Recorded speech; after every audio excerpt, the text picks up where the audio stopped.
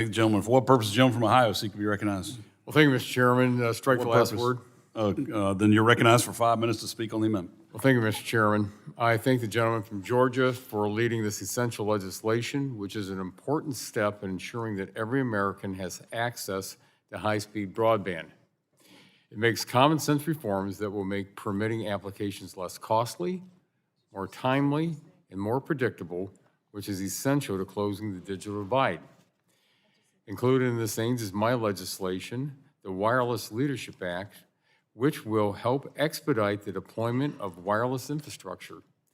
This legislation will set timelines that state and local governments must abide by when reviewing applications and create a deemed grant remedy for reviews that miss deadlines. It would also reduce the cost of deployment by limiting the fees of those governments that can charge, those governments can charge before reviewing applications and using the right-of-way. We need to make sure new networks can be built in a timely and cost-efficient manner. And broadband permitting reform is the missing piece of the puzzle to ensure that every American has access to the internet.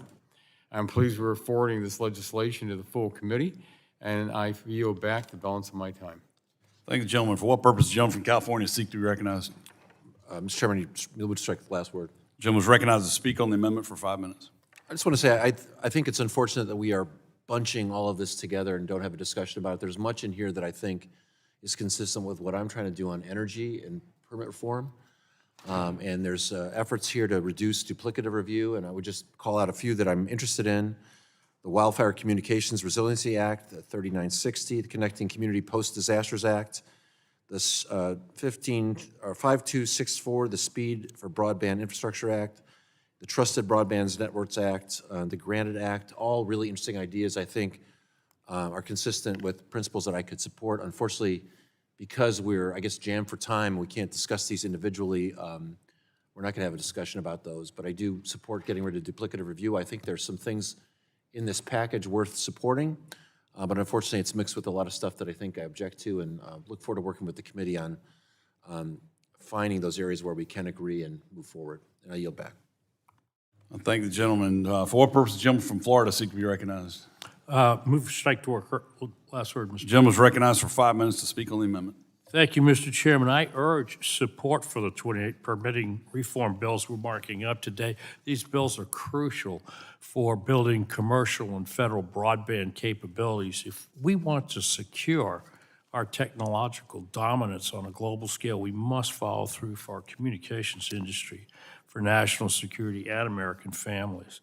Luckily, we've succeeded this year in a few major ways. We've delivered a huge win to the American people with the One Big Beautiful Bill Act, unleashing over 800 megahertz of spectrum and securing major tax extension benefits to assist industry in achieving these goals. However, we need to follow through on these promises by enacting permitting reform.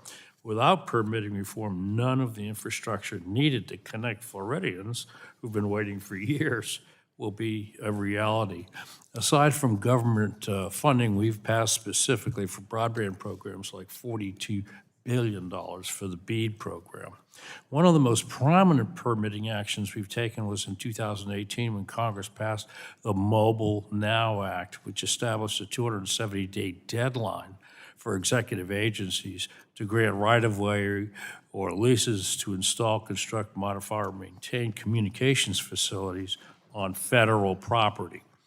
But 270 days seems like an exorbitant amount of time to replace critical infrastructure after a hurricane or natural disaster. My bill, Connecting the Communities Post-Disaster Act, would help resolve these processing and permitting hurdles. It will accelerate replacing and improving communication facilities in presidentially declared disaster areas, and I'm confident we have solutions in these bills today to address the much needed updates in our current laws on broadband infrastructure and deployment. I urge support from my colleagues on both sides to pass these critical bills, and I yield back the remainder of my time.